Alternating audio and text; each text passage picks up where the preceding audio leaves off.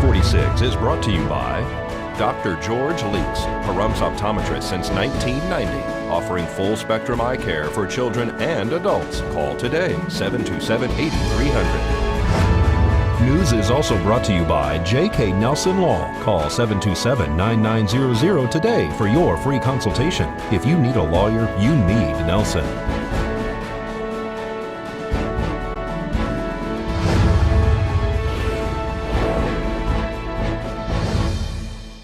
Tonight on News 46, high winds wreak havoc on several structures. 2 men are detained at Two Star Towing, and are water and sewer rates increasing for local customers? News 46 starts now. You're watching KPVM News 46 with Deanna O'Donnell.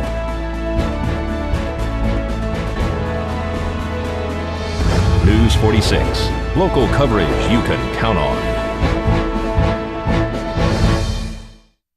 Good evening. It's Monday, March 6, 2017. I'm Deanna O'Donnell for News 46. Police responded to a reported burglary at Two Star Towing yesterday morning. At least 2 people were detained in relation to a trespassing and possible burglary. Police responded to Charleston Park at Two Star Towing Sunday morning for 3 individuals that had reportedly entered the property and were allegedly trying to take tires off a vehicle that was owned by at least one of the suspects. 2 men were located shortly after police arrived. There was reportedly a female involved as well. It is unclear if she was captured at this time. Why the individual's vehicle was at the tow yard is unknown. Nye County Sheriff's Office deputies are conducting the investigation into this case. This is Deanna O'Donnell for News 46. At least 2 structures received substantial damage as a result of yesterday's wind. According to local weather expert John O'Brien and his weather station here in Pahrump, yesterday we had winds of 48 miles per hour at least 3 times between noon and 4 p.m. A local resident lost his awning and his neighbor's roofing material blew off across Lola Lane during the gust. I'm still in shock because, man, this thing just lifted my trailer up in my motorhome, and the next thing I know, I came outside looking, it's like a debris field out here. People in the road, Lola Lane, they couldn't go down the road because there's aluminum part of awning and roof tiles, everything all over the road.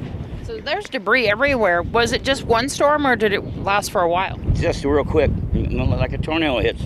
Yeah? Yeah, it bent the poles over here, cracked, snapped the pipe on the telephone pole, and I don't know what else to say. I'm lucky to be alive. Blew some roof off of your neighbor's house and a building in your property? Yes. Yeah, man, it took all the... It actually lifted the engine cover inside my motorhome. It moved it 4 inches off. It wasn't clamped down, but it moved it.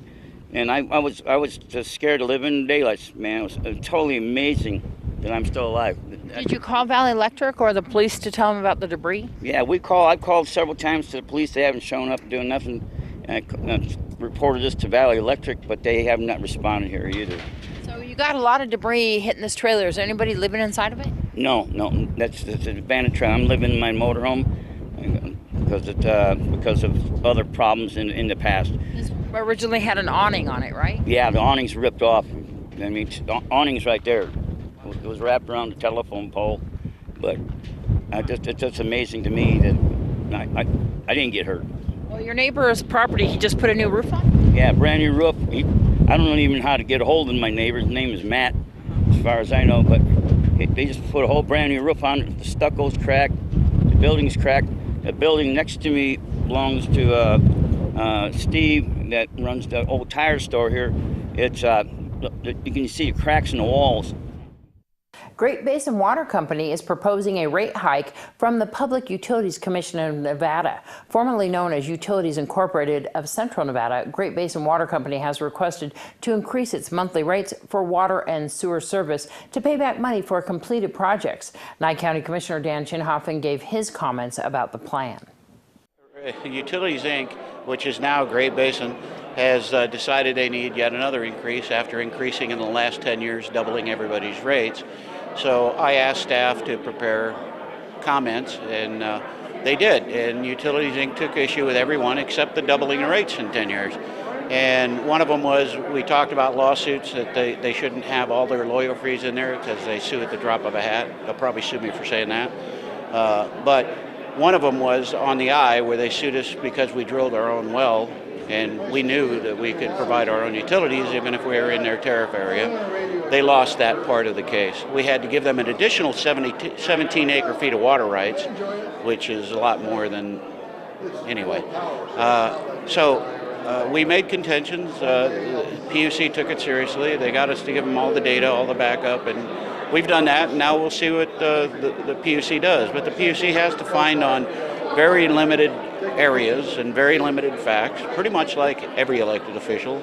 I know they're not elected, but they have rules to follow. Well, the public was making comments. They were kind of shocked that they were paying for the Discovery Park fees, and that there was a rate increase for that. A lot of people commented that they weren't aware that they'd be paying for that, and then they got hit with that after. Yeah. So no, the Discovery Park, from the very beginning, they said it was not going to be the ratepayers, and now it's the ratepayers, I guess. And I still would like to see something move forward over there.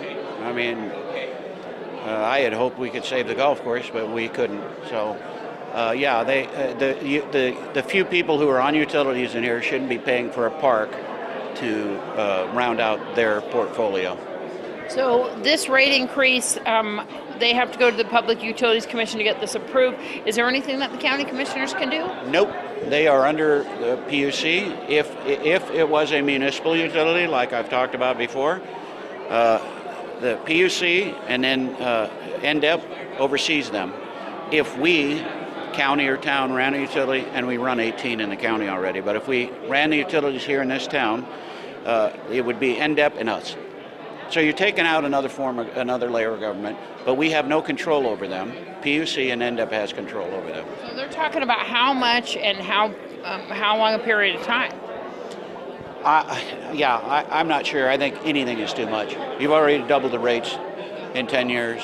I know they have to do refurbishing this and that, but isn't that already in the rates? More news when we return.